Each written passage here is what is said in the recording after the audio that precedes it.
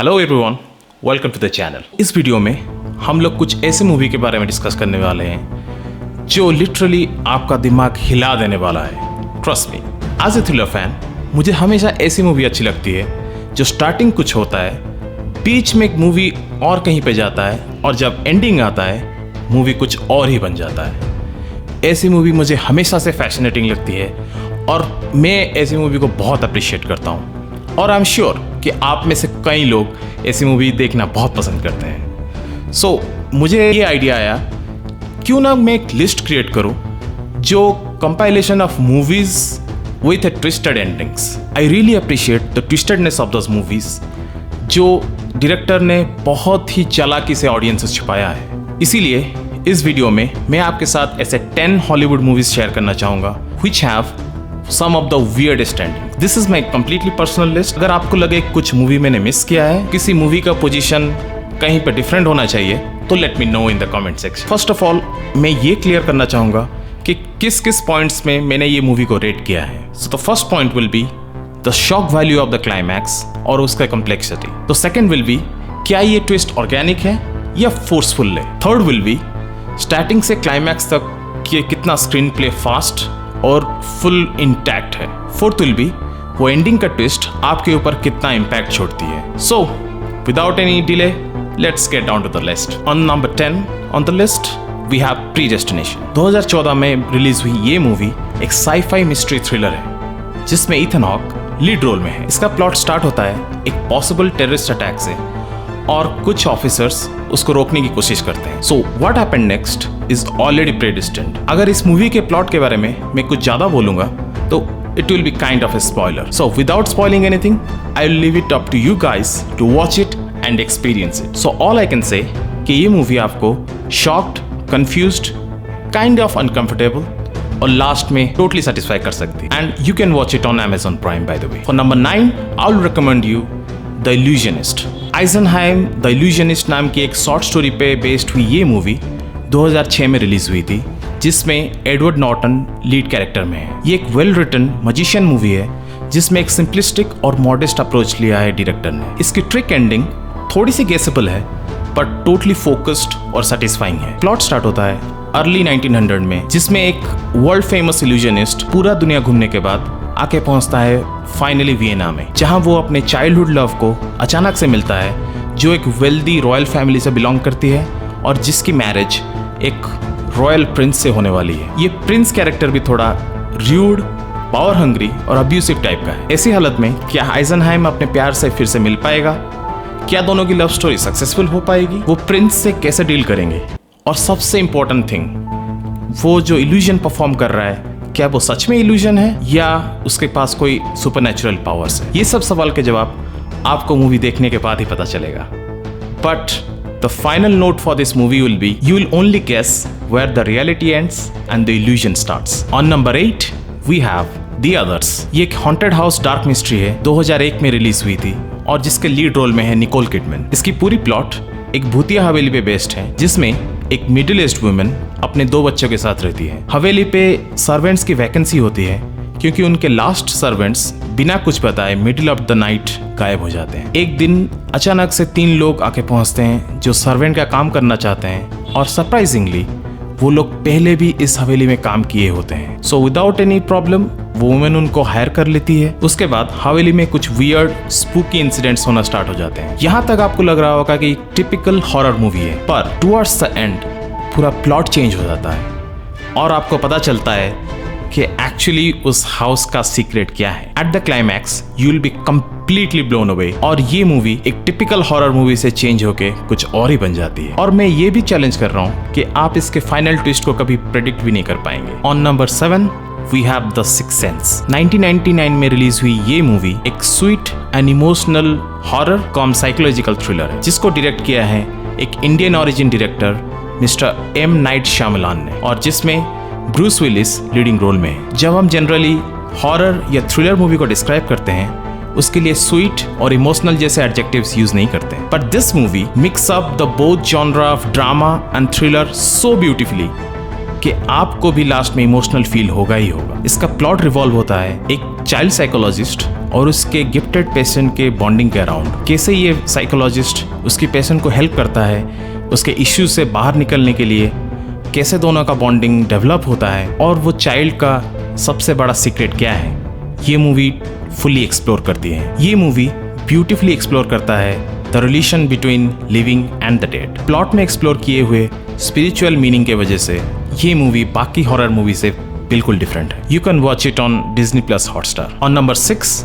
We have 7। नहीं, number नहीं गिना रहा हूँ, मूवी का नाम ही है 7। ये एक simple yet nail biting movie है जो 1995 में रिलीज हुआ था और जिसको डायरेक्ट किया है one of the OG director of this genre David feature ने, जिसके लीड रोल में एक लेजेंडरी स्टार कास्ट एक्टर्स हैं जैसे मॉर्गन फ्रीमैन, ब्रैड पिट और केविन स्पेसी। इसका मेन प्लॉट है 2 होमिसाइड डिटेक्टिव के बारे में और उनकी पूरी journey dangerous yet twisted serial killer को पकड़ने के लिए। ये एक ऐसा सीरियल किलर है जो बाइबल में मेंशन किए हुए 7 डेडली सीन्स के ऊपर अपना मर्डर करता है। पूरी मूवी के दौरान ये डिटेक्टिव से एक कदम हमेशा आगे रहता है और उनको चैलेंज भी करता है। ये केस सॉल्व करने की जर्नी कैसे दोनों डिटेक्टिव्स को पर्सनल लेवल से अफेक्ट करती है और एंड में जीत किसकी होती है, ये आपको मूवी देखने से पता चलेगा। जो इस मूवी को बाकी थ्रिलर से डिफरेंट बनाता है वो है एक gripping plot, one of the most iconic ending in the cinematic history और एक ऐसा एंटागोनिस्ट जिसका chilling personality, level of brutality और ट्विस्टेड मोटिव्स एंड में आपको फुली अनकंफर्टेबल फील कराएंगे। On number 5 we have the usual suspect. 1995 में release हुई ये मूवी एक कनिंग मिस्ट्री / थ्रिलर है। इसको डायरेक्ट किया है ब्रायन सिंगर ने। इसके लीड रोल में है केविन स्पेसी। इस मूवी में एक फेमस कोट है which is the greatest trick the devil have ever pulled is convincing the world that he doesn't exist, जो इस मूवी के थीम को अच्छे से डिस्क्राइब करता है। प्लॉट स्टार्ट होता है एक बोट में एक डेडली एक्सप्लोजन से जहां पे 27 पीपल की डेथ हो जाती है और बहुत बड़े अमाउंट के ड्रग्स गायब हो जाते हैं जो एक डेडली और मिस्टीरियस गैंगस्टर के होते हैं जिसका नाम होता है काइजर सोजे। फिर स्टोरी शिफ्ट होता है 6 वीक पहले एक पुलिस इन्वेस्टिगेशन में जिसमें 5 क्रिमिनल्स को इंटरोगेशन के लिए बुलाया जाता है। कैसे ये सारे कैरेक्टर्स आपस में इंटरकनेक्टेड हैं और लेवल ऑफ मिस्ट्री रिवील होता है जो एंड होता है एक केओटिक क्लाइमैक्स में। वो आपको देखने से ही पता चलेगा। ये मूवी स्टार्टिंग से आपको हर कैरेक्टर के ऊपर शक करवाएगी और जैसे मूवी आगे बढ़ता है आपको अपने अजम्पशन पे डाउट होना स्टार्ट हो जाएगा। ये मूवी नेटफ्लिक्स पे अवेलेबल है। और एक फन फैक्ट, बॉलीवुड ने इस मूवी से इंस्पायर्ड होकर 2005 में एक मूवी बनाई थी जिसका नाम है चॉकलेट। अगर अनफॉर्चुनेटली आपने ये सस्ती कॉपी देखी है तभी भी मैं आपको रेकमेंड करूंगा आप ओरिजिनल वाला जरूर देखें। On number 4 we have Shutter Island. 2010 में रिलीज हुई ये मूवी एक साइकोलॉजिकल थ्रिलर / मिस्ट्री है जिसको डायरेक्ट किया है लेजेंडरी डायरेक्टर मार्टिन स्कॉर्सेसी ने और इसके star cast Leonardo DiCaprio, Mark Ruffalo और बेन किंग्सली जैसे दिग्गज एक्टर्स। ये मूवी बेस्ड है एक हॉन्टेड और मिस्टीरियस आइलैंड में जहां शटर आइलैंड नाम का एक मेंटल असाइलम है जहां 2 डिटेक्टिव्स जाते हैं एक पेशेंट्स के मिस्टीरियस डिसअपीयरेंस को इन्वेस्टिगेट करने के लिए। जैसे ही वहां पे कुछ मोमेंट बिताते हैं वहां पे वियर्ड और हॉरिफाइंग इंसिडेंट्स होना स्टार्ट हो जाता है। फिर धीरे धीरे वहां पे सारे कैरेक्टर्स के लाइफ में लेयर्स ऑफ मिस्ट्री रिवील होना स्टार्ट हो जाता है जो खत्म होता है one of the most unsettling और ट्विस्टेड क्लाइमैक्स प्लॉट ट्विस्ट में। इस मूवी में mind blowing plot, attention to aesthetic,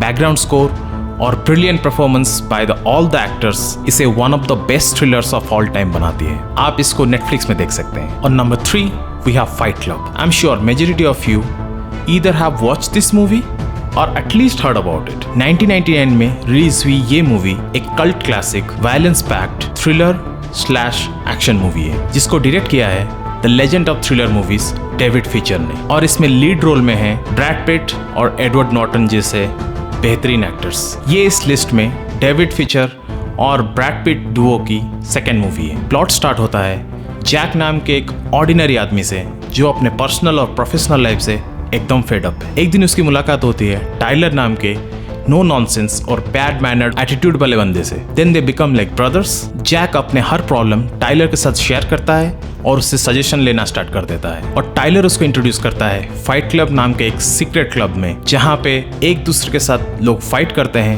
as a form of therapy. इसमें इन्वॉल्व होने के बाद जैक का पर्सनालिटी कैसे चेंज होता है और ये टाइलर बंदे की सच्चाई क्या है आपको क्लाइमैक्स में पूरा क्लियर हो जाएगा। You can watch it on Amazon Prime. Second on the list we have the Machinist. ये एक डार्क नाइटमेयर लुकिंग थ्रिलर है जिसमें क्रिस्टियन बेल लीड रोल में है और जो रिलीज हुई थी 2004 में। ये मूवी सबसे फेमस है क्रिस्टियन बेल के एक्सट्रीम फिजिकल ट्रांसफॉर्मेशन के लिए, जिन्होंने 30 kg अराउंड लूज किया था इसी रोल के लिए, और उनका ट्रांसफॉर्मेशन इतना एक्सट्रीम है आप देखते ही डर जाओगे। वो प्ले करते हैं एक इंसोम्निया पेशेंट कैरेक्टर को जो एक बड़े फैक्ट्री में मशीनिस्ट का काम करता है। क्योंकि ये बंदा कई सालों से सोया नहीं है कुछ पर्सनल ट्रॉमा के लिए, जो बाद में रिवील होता है, ये रियलिटी से धीरे धीरे अपना ग्रिप खोता रहता है और आप एक मेंटली अनस्टेबल और काइंड ऑफ डिल्यूजनल कैरेक्टर के पर्सपेक्टिव से पूरी मूवी देखते हो। आप धीरे धीरे इसके लाइफ में इन्वॉल्व होते जाते हो और कुछ ऐसा इंसिडेंट होता है जो आपको पहले देखे हुए हर इंसिडेंट को क्वेश्चन करने के लिए मजबूर कर देता है। ऊपर से क्रिस्टियन बेल की जबरदस्त एक्टिंग, एक्सप्रेशंस और एक्सट्रीम फिजिकल अपीयरेंस इसको नेक्स्ट लेवल पे ले जाती है। ये मूवी स्टार्ट होता है एक स्लो बर्न ड्रामा की तरह, पर टुवर्ड्स द एंड एक फास्ट पेस थ्रिलर बन जाता है and the climax twist will definitely catch you off guard and make you completely uncomfortable. On the top of the list we have Memento. ये एक ऐसी मूवी है जो आपके मूवी देखने के पर्सपेक्टिव को एकदम से चेंज कर देगा। ये थ्रिलर 2000 में रिलीज हुई थी, जिसको डायरेक्ट किया है the legendary director Christopher Nolan ने, और इसके लीड रोल में गाय पियर्स है। आपको अगर याद है, इंडियन मूवी गजनी और उसकी हिंदी रीमेक इसी मूवी से इंस्पायर्ड है, और मेन कैरेक्टर की short term memory loss condition और बॉडी पे टैटू को छोड़ के ये मूवी गजनी से 100% डिफरेंट है। मैं आपको गारंटी दे सकता हूँ कि ऐसी मूवी ना आपने कभी देखी होगी, ना आप कभी देखोगे, और ना ही कभी उसके नेक्स्ट प्लॉट ट्विस्ट को आप कभी गेस कर पाओगे। ये मूवी एक ऐसे कैरेक्टर के पॉइंट ऑफ व्यू से नरेट की गई है जो मेंटली अनस्टेबल है,